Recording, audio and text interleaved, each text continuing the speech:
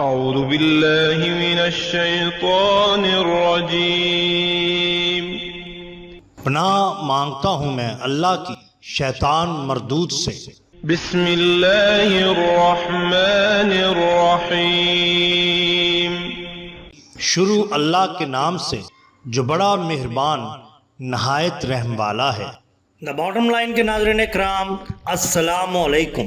محترم ناظرین، ہم اپنی آج کی ویڈیو میں حضرت بالا پیر رحمت اللہ علیہ مغرور کنیز اور کرشماتی رومال کا قصہ آپ کے سامنے پیش کریں گے جو یقیناً آپ کے لیے دلچسپی کا باعث ہوگا۔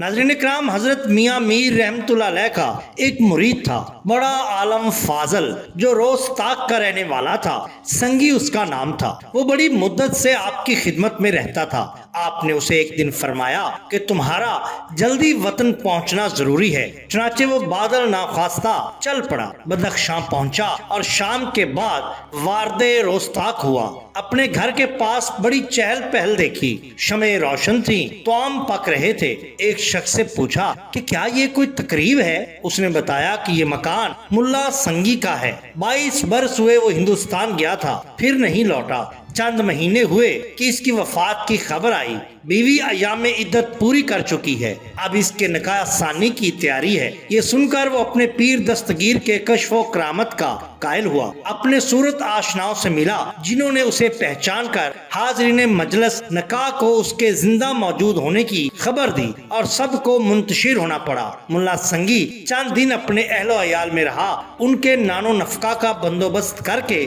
پھر خدمت پیر میں لاہور حاضر ہو گیا۔ آپ نے اسے دیکھتے ہی ارشاد فرمایا، ملا اگر وہاں دیر سے پہنچتا تو بڑی قباحت پیدا ہوتی نا۔ ملا نے آپ کے پاؤں مبارک پر سر رکھ کر آپ کا شکریہ ادا کیا۔ اسی طرح بیان کیا جاتا ہے کہ ایک شخص کی لونڈی اپنے مالک کا مال جو بطور امانت اس کے پاس تھا لے کر فرار ہو گئی۔ وہ بہت مغرور تھی، اس نے ہر چند تلاش کیا مگر وہ کنیز اسے نہ ملی۔ آخر حضرت میاں میر رحمت اللہ علیہ کے پاس آیا اور قصہ مصیبت بیان کیا۔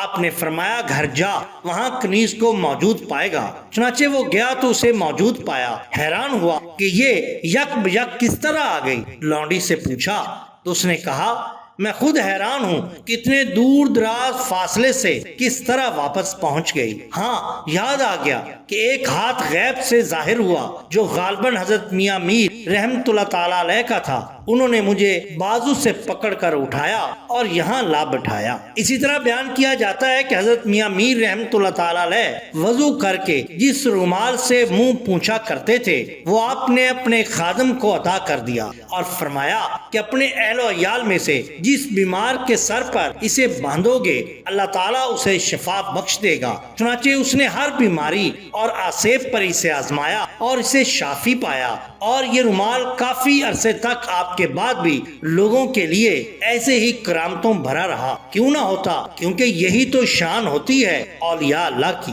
ناظرین اکرام، اگر آپ کو ہماری یہ ویڈیو پسند آئی ہو تو لائک کیجئے، سبسکرائب کیجئے ہمارے چینل دا باٹم لائن کو، تاکہ ہم آپ کے لیے اور بھی بہترین ویڈیوز لا سکیں۔ اپنے دوستوں کا، گرد و نواح کے لوگوں کا بہت خیال رکھیے۔ اللہ اور اللہ کے رسول صلی اللہ علیہ وسلم سے بے حد محبت کیجئے۔ آپ کا بہت شکریہ۔